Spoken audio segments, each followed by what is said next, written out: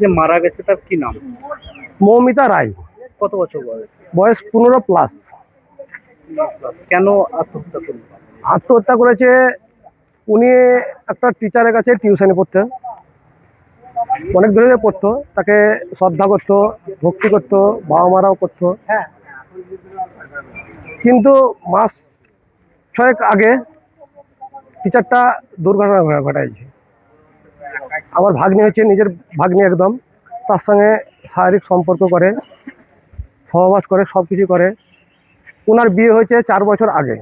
তিনি টিচার করছেন, তিনি বিয়ে হয়েছে 4 বছর আগে। তার একটা শিশু জন্মগ্রহণ করেছেন, তার এখনো 21 দিনও যায়নি। আর আমার ভাগ্নিকে প্রতিশ্রুতি দিয়েছিল আমার ওয়াইফকে মানে ডিভোর্স দিয়ে তোমাকে ম্যারেজ করে দেবো, আমি বিবাহই করবো, এভাবে প্রতিশ্রুতি দেওয়া হলো। দিয়ে রাত্রে নাগাদ 13 তারিখ রাত্রে খাওয়া দাওয়া করে উপরে উঠে গেছে। সেক্ষেত্রে ধরেন আমাদেরকে কিছুই জানতে দেয়নি। তারপরে আগে যা ঘটনা, যে বাবা মামা এই ঘটনা ঘটাই গেছে, তা কী করা যাবে? আমরা রীতিমতন আমার ভাগ্নিকে অফ করে দিলাম টিউশনি।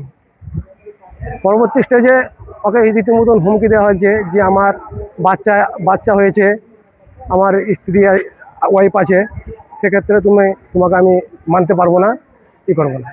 কিন্তু এক্ষেত্রে শারীরিক সম্পর্ক তৈরি করার পর একটা জীবনকে নিয়ে নিয়েছে, তার আমরা শাস্তি চাই, ফাঁসি চাই।